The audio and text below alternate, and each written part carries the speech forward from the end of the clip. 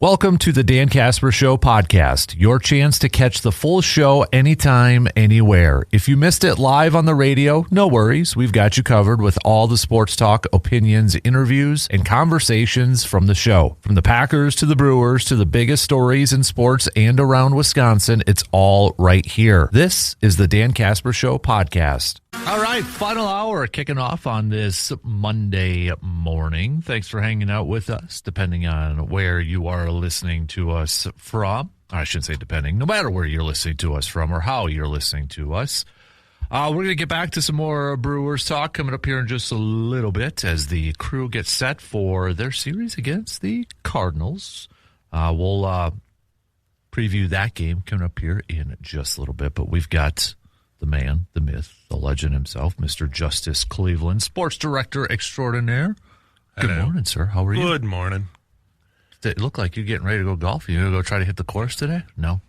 Not today. I don't know if it's windy out there. Oh, I know, don't use that as an excuse. Choke up on it's the always five. You always got to have an excuse. Right. That's the built-in one. No, I know they have a bunch of high schoolers are going to be at the country club today for the Chippewa Valley Championship. That's what it's. Nice. Elk Mound's hosting that, kind of an invite that I believe this is the first year they're having it, so that'll be going on. They're going to be battling some gusts out there. Nice. But they're good. They're all good. So fine. Well, speaking of that, want to do some local sports roundup? Sure, why not? By Carpet City, Florida. Sir, first off, shout out Blue Gold Baseball back to the WEAU tournament for the first time since 1995. How awesome is that? Them and River Falls both teams that didn't exist 10 years ago are now both back in the WEAU tournament. So I think that's awesome for them. And that's a lot of pressure going into that final week period. But to have that final series with River Falls basically determine what's going to happen and get the split and get yourself in, and now you got a chance. You never know. You never know what can happen there. And, it's been there was a ton of runs in some of those games that's going on, but that's kind of what happens there. But, you go to that tournament, you never know. They played well against Whitewater. Mm-hmm. They battled them in some of those games. So you can get to that point. You never know. So I really have watched that team, and it's been fun to kind of watch them kind of just crawl up this season and just get more and more confidence. And, you have like De La Toba, holy cow. Mm-hmm. Like back-to-back complete game. Yeah. That doesn't happen in any level anymore. For him to go 18 innings in both those games and get the victory, and much-needed victories, and now they're in the conference tournament. So, when they brought that, there was always been excitement about the baseball team, but, it's nice to see them now get back in the conference tournament. And Patrick's done a great job there of leading that team. And, it's got a great supporting staff, a lot of guys with Eau Claire ties that are on that coaching staff there, and got a lot, they know the area for recruiting. They've been able to, it's really been fun to see the last couple of years here, and now got a chance. You never know. I think you get in there, you're in the tournament, you always have a chance to make it to the NCAA tournament. So, and for anybody who doesn't know just why this is kind of a big deal too, there's only 4 teams in this WEAU tournament.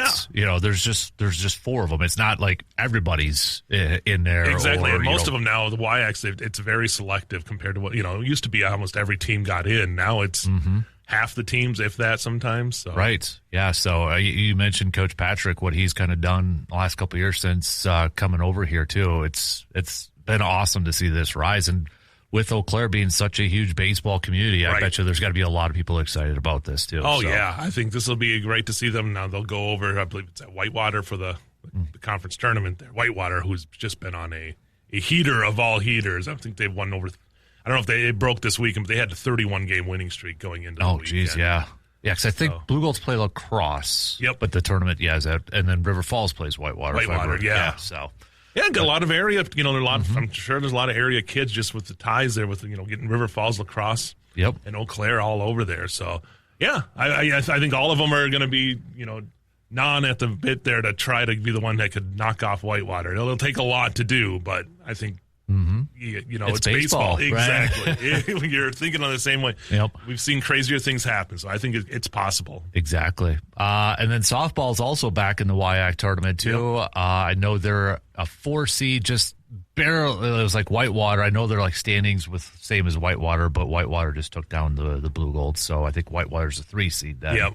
But Blue Golds. I mean, Coach Huntington got the crew back in the WEAU tournament too, and that's going to be going on later this week. Yeah, I mean, they've got the bats. I think they've got the bats. Pitching might be more the question mark to see what they can do, but I think they have some solid pitching in there too. It's just it's going to be tough, going over there in Oshkosh for that tournament there. Yeah. But we've seen them. That's a team that battles with everybody and hangs with any team. Yep. Be it if it is a low scoring game or if it's a high scoring game, they find a way. So no matter what the seed is, they've got a chance there to walk away with a WEAU title. So right, we'll see what happens. Yeah. So I know track and field also, they just had their WEAU championships this past week. Both the men's and women's teams top 3 for the Blue Golds on there too. It's crazy how quickly this stuff, especially the college ranks, like we enter May and now it's tournament time. Right. Yeah. So I mean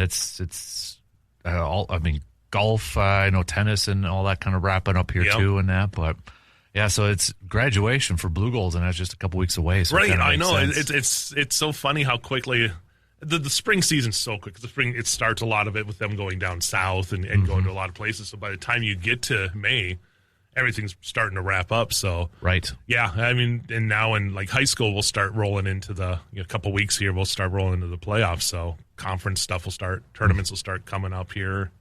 That's kind of where I was going to ask you, like for baseball, maybe softball and that too. Is still just a couple weeks left of the regular season? Yeah, a couple weeks. I think Philip in our office has a tally, and I think in 2 weeks we'll start some of the playoffs there, some of the postseason as track and field. Because track's end of May. Yeah. For the state track's the first weekend in June. So, oh, geez, yeah.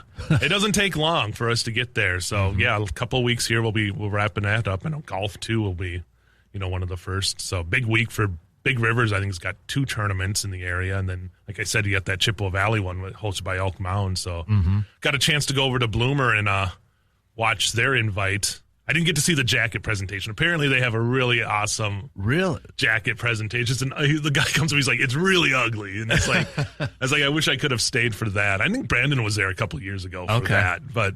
Yeah, that was fun to get out there. I actually, it was funny. It was the first time I'd ever been over to the Memorial Course there in Bloomer, and it was really fun. It is a lot of, you got to keep your head on a swivel. There are a lot of holes that are, but it was a really neat setup, and I think the golfers really enjoyed it. Awesome.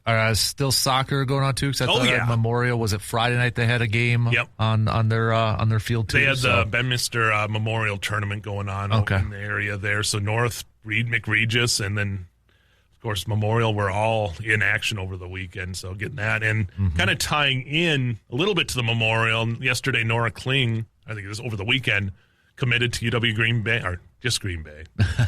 I say that it's funny because my wife went to Green Bay. So that's just Green Bay? But she still calls it UW Green Bay. It's Milwaukee's technically just Milwaukee. Okay. But they are still part of the UW system. Right. But yeah, so Nora Kling going to arguably, the best women's basketball program, at least right now, in the state. until Wisconsin Wisconsin's been making. Marquette's had some really good years too. But yeah, that's great for her to locked in as a sophomore now. Yeah, she'll be heading over there to play for a really, really good program that has always been supported in that area. So I think that's a really good fit for her. She's battling back after suffering an injury during the basketball season, so she's not playing soccer right now. So. Yeah, I think that's a great fit for her. I think she'll really enjoy going over. It's just good facilities. It really is a program that for the last, I want to say 20, but almost 30 years, has been making NCAA tournaments and winning their conference tournament. So if you can have that, I think she'll be a really good fit on that team. Absolutely. So, yeah, just kind of we're at that point, just wrapping up some regular seasons and getting set for those conference tournaments or postseason stuff here. Yeah, it's May. Hopefully the weather can soon make it feel like tournament weather. Today's not too bad, but yeah, we drop back down in those 50s. Right. When you're shooting a baseball game and that temperature drops to like 50, it's fine for like the first. Like I shot Blue Gold softball last Tuesday, and it was fine for like the first inning or two. But I'm standing up on a ladder. It was probably like today, 17, 20 mile per hour winds.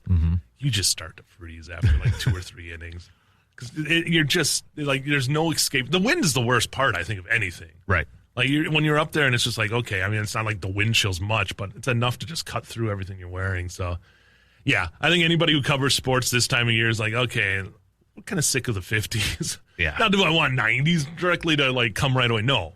We could have like just some comfortable 70-degree days. It seems like we've had it on the weekends, but not during the week. So this is just me complaining. But old man on the yard. When I'm pulling out the gloves to shoot stuff in May, it's not what you want to be doing. Hey, just think in a few weeks at the end of the month, the Express are going to be on the field. Oh, exactly. Too. I was thinking about that this past weekend. How it's just we're a few weeks away from that. And usually Memorial weekend. But. Yeah, Memorial Day weekend. Yeah, because they come in like the day or two before that. Exactly. So. Yeah, it's usually just like us trying to run over there. Those guys are just getting their jerseys and maybe getting one little BP session on the field there before they're in action. So I think CRBL just started this past weekend too. I know the Cavs had their first home opener this weekend. So I mean we're getting into summer baseball mode too. Right. So.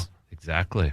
All right, that's your local sports roundup brought to you by Carpet City Flooring Center. Let's take a quick break, and we'll talk some more baseball with the Brewers getting set to take on the Cardinals. We'll be right back after these quick words. Chad Patrick will be on the hill tonight as the Brewers visit the Cardinals in St. Louis in a early season. I think we could say just how the division is going so far. Kind of a big series for early part of May.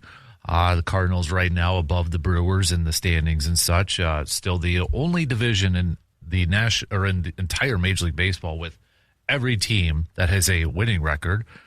Some teams only have one or barely above 500, and yet here we are with the NL Central where everybody's at least a couple games over 500. And it's so crazy the way they did the schedule where there wasn't any, you had no divisional games until after a month of play. So like the only one's the Pirates so far that the Brewers have played. So and where years you've had them open against the Cubs. I don't know. Yeah. I'd have to go look at what their formula is at this point, but maybe they just draw it out of a hat. I feel sometimes it feels like that, but to have 5 teams right there, and the Cubs. I think everybody kind of a sneaky Cubs team this year.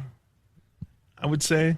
Yeah, I know. Like the quote experts were high on the Cubs, but maybe doing a little bit better in the early goings. That maybe is that fair to say? I would think so. I mean, it's so early. I think I don't think anybody's going to run away with this division. I hope nobody is thinking that. No, but I think it's going to be close. Right. I don't know if the Pirates will come back to earth at some point. A lot of young talent, obviously, on that Pirate squad. And they invested a little bit this offseason, too. Yeah. I think for me right now, though, the biggest surprise might be the Cardinals in this division because everybody kind of thought this was a year just kind of, resetting and everything. And here they are at 20 wins, on May 4th above the Brewers in the division. So I never count out the Cardinals. We talked about that even like when they're 15 games back in the division at the halfway park. You're like, still, this team still could find a way. But, this is kind of like a rebuilding year for them. And not bad for a rebuilding year. So I think Cincinnati's out. That was kind of has been the talk. Is Cincinnati finally ready to kind of be that team? I think it comes down to the Cubs. I think the Pirates. I think at some point eliminate themselves, unless again Skeens and that company. Got Connor there yet, and such. But it's going to be fun. I mean, it shows you how good they are against the rest of the league. That they're all above 500 at this point, right? And now they'll start beating each other up in the division. Right. So, that's why I look at an early May series with the Cardinals. I know it's still early, but still fairly important because of division games and division standings. Maybe when we're talking about this in September, and maybe we're looking at, hey, remember that series back in May? That might have been the difference maker in that, one game in that series. And in that division, it's amazing how close it has come after 162 games. Yep. And obviously we've seen 163 get played before. They won't anymore, but back in the day when they did that. Yep. So every game, especially division-wise, does count. You have to make the most of those contests. So see what they can do against the Cards. Always, I think the Cubs is kind of back taking that as maybe the number one rival, but especially with Counsell there. Yeah. But there was a while where I think the Cardinals were the Brewers' biggest nemesis. You go back to, probably 82 World Series. Right. So you have that. 2011, it was the Cardinals that knocked them out to go to the World Series. Yep. And I would say it was the Cardinals for the longest time, for sure. And for a long time, they dominated that series. Like it was so, like the Brewers getting a win out of a 3-game series felt like a victory sometimes. Right. They just could not. I'm thinking back to the Giovanni Gallardo. I was just going to say, yo-yo in that. Yeah, that was just the team that had their number. So not so much lately, but it's kind of good to see the Cardinals. I mean, it may pain to say it. It's good to see the Cardinals back where they are because it makes for some really good contests. Yeah, it's almost like the Brewers are almost like bear with me, almost the Vikings in that sense because it like Jeff Suppan, Cardinals, Kyle Loesch, Cardinals. Yeah. They're getting the cast-offs for what the Vikings for trying to make that not a great comparison, but it's like, you look at the Suppan. The Loesch one was probably better, even if it was for short term than compared to Jeff Suppan. But Suppan was a hero for the Cardinals, not so much for the Brewers. Nope. I think his hero status will be that he ended up pitching so bad that they went and got CC. Good old CC. So, Miz, though, over the weekend on Friday, just a gem until he got taken out. Cramp in the hamstring. Doesn't sound like it's anything serious, but thankfully, after Woodruff leaves, and then maybe they've avoided anything major with him. Right. That's shoulder inflammation, they're calling. So that's the one that kind of scares you because it's like you lose that much velocity, and a guy who's got that history of just injuries to his arm. Right. So, and he's been pitching so well. But I was thinking, this is something you would never. I don't know, maybe 20 years ago. That they would have just kept him out there. Because I don't think you would have thought, he's lost 20 miles per hour on or not 20. He wasn't losing that much. It was like 7 or 8. Yeah. I mean, it was. But for them to catch that right away and be like, something's up here. Right. And you wonder if in between innings, he talked to him. Because he got through the first inning. But yeah, he just said his arm was dead. I think, I've never really gone through that, but we kind of make comments like, my arm's dead, playing catch. Yeah, and you've heard that with pitchers a lot. Just getting a dead arm. But. Yeah, you don't see it as much anymore because obviously they're not pitching. Guys aren't doing 200 and 300 innings like they back in the Nolan Ryan days and stuff like that. But go ahead. Sorry, I was saying you got to wonder, do they keep him as a starter? Is there a point where you're like, or does he go the John Smoltz route? Yeah, you're just if he's not going to be able to, or Dennis Eckersley. Yeah, you do the rest here and see what happens. But man, that's a guy you really want to have healthy, just because not only because what he brings to the team, but what he has been as a clubhouse guy and a guy who's, had a chance to leave the Brewers. The Brewers have a chance to let him go. Right. And he keeps coming back. So you kind of love that loyalty and want him to actually get that chance to show in a full season again what he can do. I know it's a long ways down probably, and I don't even know if that's the thing, but you almost wonder with how well the Brewers continue to develop pitchers and whatever they are. It just feels like whenever his career's done, Brandon Woodruff would almost be like a natural pitching coach. You know what I mean? Yep. Within that Brewers organization, too. I mean, Jim Anderson obviously played for the Brewers for a little bit, too. Yep. Eventually Chris Hook probably won't be there, and at some point, I could see Brandon Woodruff, if he ever wanted to be, kind of in that mold. Yeah, and it's hard to tell people how good of a pitcher he is because of the injuries or what the first thing they think, but it's been 9 years. This is 10th season probably overall with the Brewers. 55 and 29. Now you're like, 55, that's not it's only 5 wins a season, but that winning percentage is amazing and a 3.12 ERA. Yeah. So when he's out there, he's arguably one of the more effective pitchers in the league. Like a guy whose ERA is around 3 and a lot of those times is under 3. Yeah. So when he can do it, this year he's 3.60, but I mean, a couple of years ago when he was 5-1, then got injured. It's a 2.28 ERA. Right. He's a smart pitcher. It's not a guy who relies on just overpowering people. He knows to pick his spots.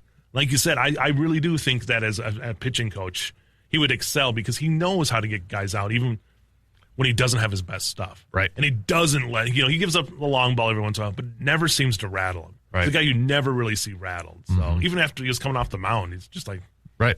No, this is what happens. Yeah, so, no doubt. Yeah, I think I think we're gonna give him the recommendation, whether he likes it or not. Yeah, that at some point that he's got that potential to be a really good coach. Yep.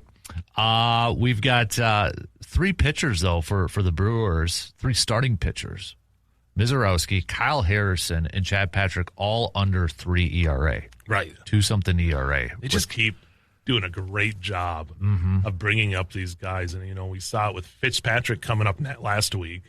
Kind of got in some trouble yesterday, but his first couple of appearances out of the bullpen, I liked what I was seeing from him with just some different speeds and just finding spots in the corners, getting guys to ground out. Right. So it's just like they just are so good. Like you were talking earlier, it's like they can really bring up these guys and find them the diamonds in the rough. They know what they want. And I think it goes the same with that scouting. They know what they want as fielders and guys out there in the field. But they also know what they want for pitchers, and if they find it, they find a way to really make those guys shine once they get them in their rotation. Maximize what they do best, right? They really kind of hone in and focus on that a lot. You heard that a lot about Quinn Priester last year, how the Brewers just kind of got, and they really honed in on what he does best and really worked on that. Kind of similar with Kyle Harrison this year too. Right. Yeah. I think what helps the Brewers is that reputation gets out there.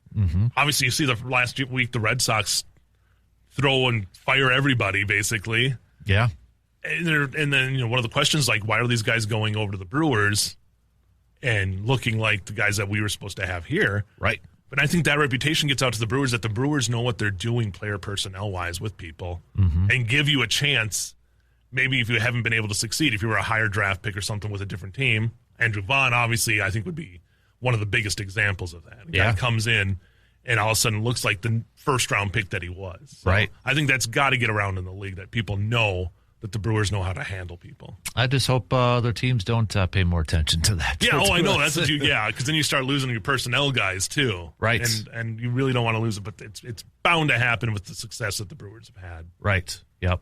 So, tell you what, let's take a quick break, and then we'll have more Brewers talk here, because I do want to talk about maybe this is a big week for some guys coming back, or maybe making a debut for the Brewers here too. So we'll take a quick break. Back with plenty more coming up after these quick words. So it sounds like the Brewers will get Andrew Vaughn back, maybe probably even for tonight. Jackson Chourio was supposed to be back same time. He did have a foul ball go off his foot/ankle. Now x-rays were negative, but maybe it delays it just a little bit.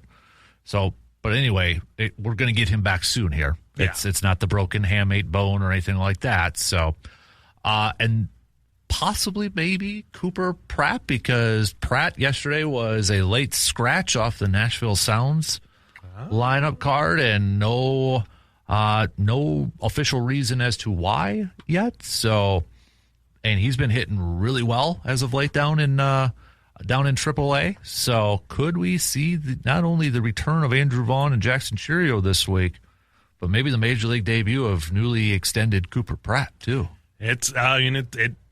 It's nice to hear, obviously, with all the injuries that they've had now, pitching wise. I think it's been felt like more than, but like to have those guys not there for the start of the year, and then have Cooper Pratt have a chance to make his debut. Right. Yeah, I think it's exciting times, and that offense, obviously, yesterday wasn't a great offensive day, so they've been inconsistent, we can say. Obviously, we've seen them put up a bunch of runs in the series before, but yeah, I anytime you get one of those blue chippers, like a Cooper Pratt, who's, they have so much faith in, and Chourio was the original blueprint for that, and see him succeed like he did when he came up. I think they know what they have, so I think it would be really neat. And getting Vaughn back, I think that's just another guy who can give him some power, because especially some right-handed bats, which is kind of a weird thing to say, that it felt like we were short-handed on right-handed bats. It's not something you see here in baseball that much. Right. We get too many lefties now. But, yeah, I think getting some power and some pop back, I mean, that's kind of what they've lacked. So a few, like Sal started kind of getting going there a little bit, but not that I want them to be a home run-driven team.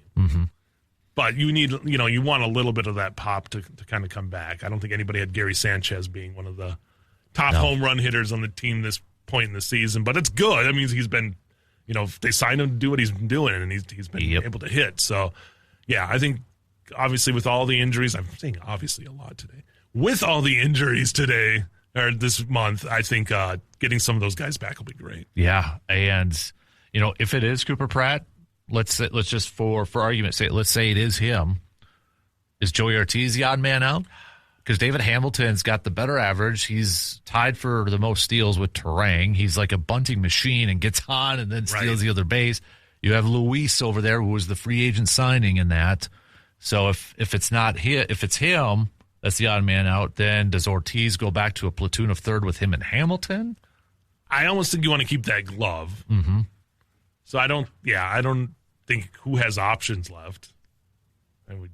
Because, Luis can play first, but, I mean, with Vaughn coming back, right. You have Bowers. Sanchez has played there, although we probably don't want that, but, you have that option. And Sanchez isn't going anywhere because he's your backup catcher. So, yep. Yeah, I mean, I haven't looked at what the rosters at, like, who they would have available to send back down. Yeah, I don't know what because it comes to options at that point. But a lot of those, I mean, everybody you named is a bona fide major league player. Mm-hmm. Like, none of those guys are really guys you want to send down. So it comes down to the outfield guys, and like a Tyler Black. Right. Does he get sent down? Does he have options left? He's been up, but he's been like a doubles machine. Right. It feels exactly. Like so it's like, who do you want to like?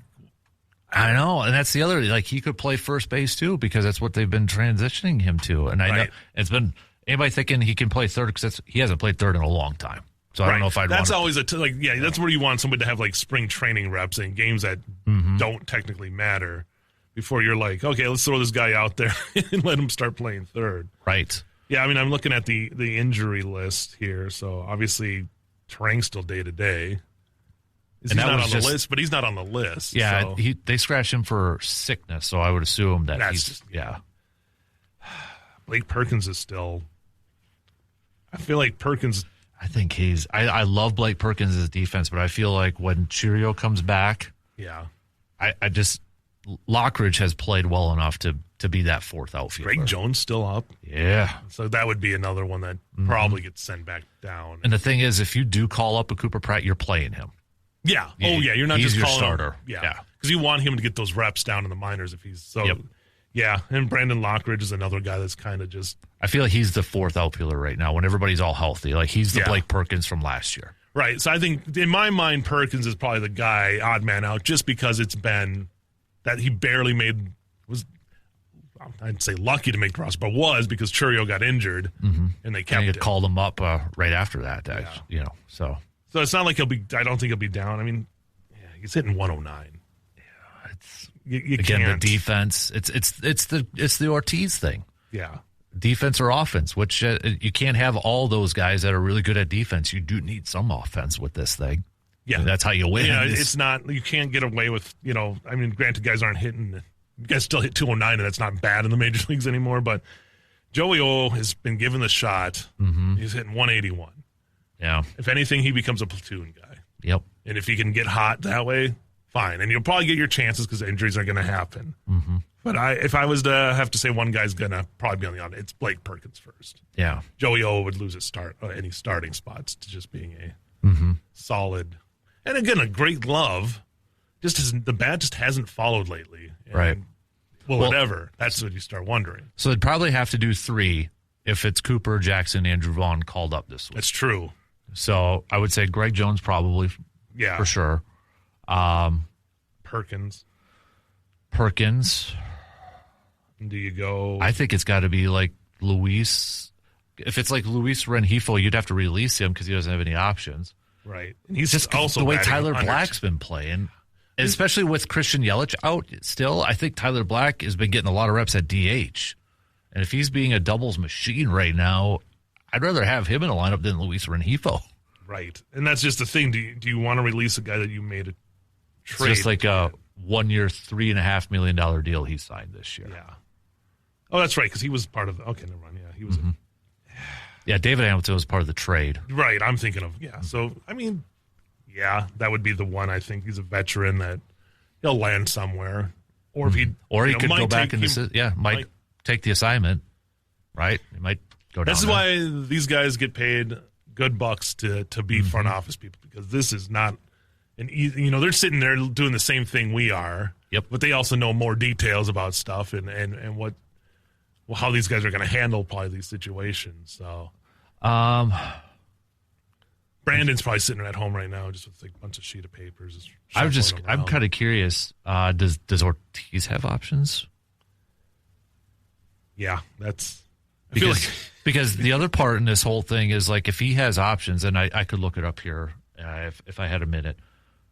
If you're going to call up Cooper Pratt, do you send down Joey Ortiz so he can just get reps then? You're swapping a shortstop for a shortstop so he can get in the lineup? That might be the thing, is just get him some reps. Let him just work his way out of what he's been dealing with, and maybe at some point gets it right down in the minors and comes back up. So, yeah, I don't know. It's a tough situation for them. We'll find out, obviously, later when they make the moves. But yeah, it was at some point we are going to see Cooper Pratt at this point in the season. And if you're going to do it, why not do it when he's hitting really well and try to take advantage of that? Right, keep him going. Like, yeah, you'd rather have him now than like he gets in a cold streak down the minors and all of a sudden you're up, an upheaval of moving him back to up to the major league rosters and just the distractions of being in your first game. So right.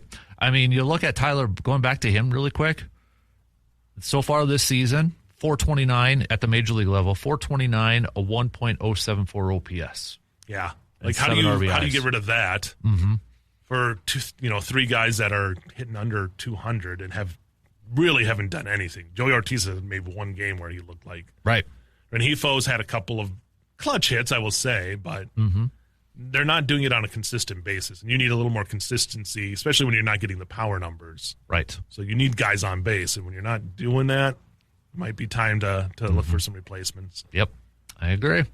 All right, we got to take our final break here. We'll be back to wrap up things with some picks coming up after these really quick words.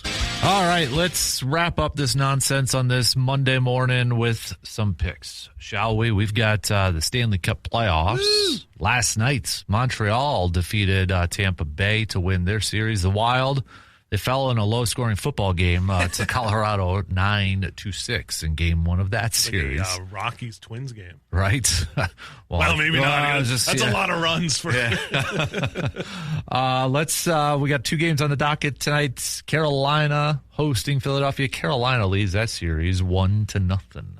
I'll give the Flyers come back and take it and even it up. I feel like all these games are going to go 7. I'm going to go Philly, too. I know in that first series, a little bit of run, so maybe a little exhausted game one. Yeah, and that was a tough series because obviously you're playing why am I saying obviously? So, I'm catching myself every time now. And people are going to start taking drinks of apple cider every time I say that.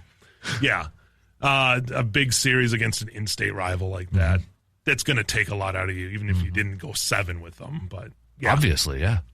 Just kidding. No, I'm just mad at myself. This is like one of those things. Like if I was listening, I'd be like, "Why is he saying this?" I do it all the time too, and I get called out by people who just don't give a crap. So that's what they got. Let's go Flyers. I'm gonna go Flyers too. So let's move on to the other game. Anaheim taking on the Vegas Golden Knights. Ducks Knights. I don't know if I can get into those Ducks. The orange unis are. I'm not a fan. No, I don't know. Is it Finland that wears the orange and like one of those like soccer? Oh, I thought maybe you're talking about Mighty Ducks D2 or something. But then you got Vegas. I'll go Vegas. I'm gonna go Vegas too. So the NBA, we got the playoffs yesterday. Orlando collapsing in a 3-1 series lead to Detroit, and this morning their head coach got fired. Yeah. So Detroit moves on. Cleveland defeated Toronto, so Cleveland moves on. We were this close to like having the top 3 seeds in the Eastern Conference out, which would have been chaos. So the coaches be out there, right? So we've got the 76ers who took down the Boston Celtics in 7 games. They're going to be visiting the Knicks tonight. I wonder if the NBA's. And Boston, I feel like, is what they wanted. But now you got the Knicks that are still playing, and that's your biggest market. So I'll go Knicks. I'm going to go Knicks in this one, but I think this could be a tricky series. Yeah. Oh, yeah. Especially if Philly's healthy. Yeah, if they stay, that was exactly what I was going to say. If Embiid is able to play at a high level, yeah, it's going to be a fun. I think it'll be an old school Atlantic Division, I think they were back in the day. Yeah. There you go. I think the Celtics were in the Atlantic. So that's where I always try to. Yeah. And then the T-Wolves will be taking on the Spurs tonight. I know Anthony Edwards is pushing play, but I don't think he's going to go tonight. Yeah. Both those teams had injury issues in the first round, but a matchup of just some superstars if they can get them out there. So And yeah, you want him back at you don't. I don't know if you want him back this early, especially just with the knee injury that he had. Right. But if you can get him back at some point in the series, I feel like this is like back in the Bucks playoff runs when you were like, is Middleton coming back? Can he come? Giannis. So yeah, we feel your pain there. Yeah. For the T-Wolves. This was he's expected to miss games 1 and 2, but there is growing optimism he could push his way back into the lineup in the coming week, possibly as early as game 3 or 4. So I'll give it. With that being said, I'm gonna go Spurs. I'm gonna go Spurs for tonight too. Yep. So let's go to the baseball world where we've got a few games. We've got the Mets taking on the Rockies. Ooh, who wants to watch that? Somebody has to win. I go Rockies just because I enjoy watching the Mets in misery. Screw it, I'm gonna go Rockies too. It's in Colorado. Why not? So. Yep.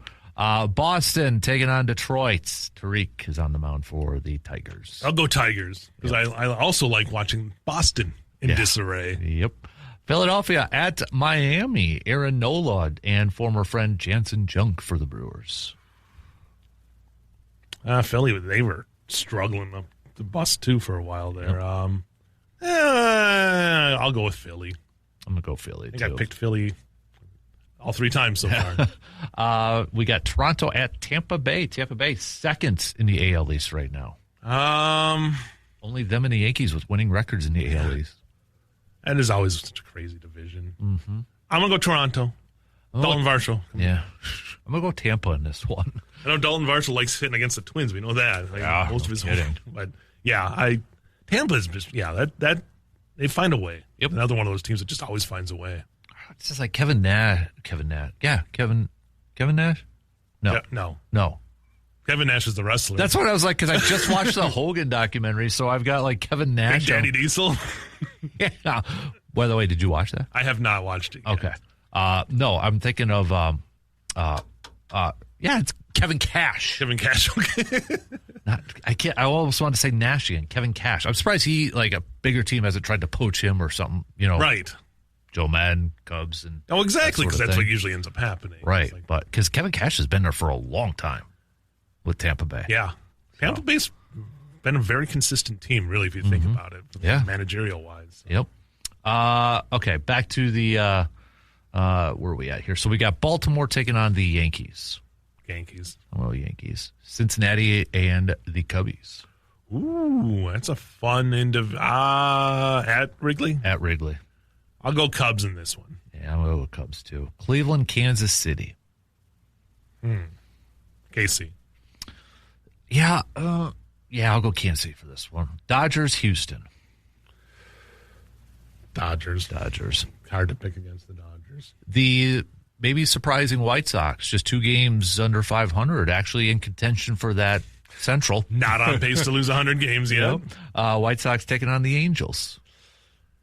I'll go White Sox because the Angels, that's an organization that's just, I don't know what's going on there. What if I told you that Soriano's pitching for the Angels, though? He's 5-1 with a .84. Okay, well, maybe I'll, you know what? I'm going to give the White Sox the benefit of the doubt. All right, stick with it, throw it right back in my face. Yep. I'm going to go Angels. Atlanta and Seattle. Atlanta's just on a tear to open up this year. But now Ronald Acuna is going to miss a little bit. I'll go with the Bravos. Yeah, I'm going to go Braves. Padres, Giants. Ooh, little rivalry there.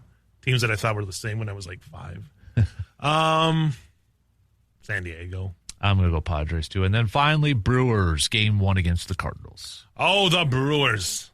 Going down, taking that game. Yeah, I'll go Brewers with Chad Patrick on the mound. I've really enjoyed the consistency that we've seen with Chad Patrick, so... That's the word that keeps popping up for Chad Patrick is consistency, and I don't think that's a bad thing. No, not at all. Yep. He's not the Miz where he's going to throw 20 pitches 103 miles per hour. Mm-hmm. But he again, Brandon Woodruff's not anything exciting, but finds ways to get the outs and the strikeouts. So. Really quick, our Summer Jam glory days, because I forgot to get to this here a little bit. I'm going to go back to 2004 here, Justus. All right, I was 24 years old. A guy by the name of Alex Rodriguez hit his 350th career home run, drove in his 1,000th run. He was the youngest player to reach 350 home runs. Did you think Alex Rodriguez at that time was going to be maybe the new home run king? before all the stuff started to pop up. I think so. Was he? He was with the Yankees. He was with the Yankees, so he'd already made his run, his transition there. Once he signed with the Yankees, I just remember just being how outrageous that contract when he signed with the Rangers was. I think Doug Melvin was the GM too. Yeah. That signed him to that. Yeah. And then once he got to the Yankees, like, oh man, this could be a generational run. Yep. Obviously, things derailed it to tarnish his image. But they were showing the replay of him like knocking the glove out of Bronson Arroyo's hand. And, yeah. Like. So there's a lot of things. I thought he was going to end up. Yeah. I don't know if he was ever. I thought he was going to be the home run king. I knew he was going to be able to get close, which he honestly did get. Biggest, really quick, because we only got about a minute and a half. Biggest kind of what if. Ken Griffey Jr. if he would have stayed healthy. Alex Rodriguez and all this stuff. Yeah. And Barry Bonds and all this stuff. If everybody was clean or healthy, which one's kind of like the biggest what if? I mean, I think Griffey, if he stays healthy, makes a run at it. And just he lost 5, 6, 7 seasons basically because of injury. Mm-hmm. I think so. Yeah, I think Bonds, I don't know. I mean, Bonds would have been just an all-time great. I don't know if he would ever broke the home run record if if things don't go the way they did. Mm-hmm. But I think he ends up with some of the craziest numbers. He does have, but I mean, without question. Yeah, he does. And I think the same's with A-Rod. I think they both would have. But I just think Griffey, had a shot. I do too. Just because how young he started. Because I think it's still the phrase, like, maybe for my age and maybe yours, when we ask, like, the best baseball player seed, it's probably Ken Griffey Jr., and he's always got the label. If he would have stayed healthy, he probably might have been the best of all time. Yeah, I think so. I think he had all that natural talent. And it just, unfortunately, his body didn't allow it. Yep, exactly.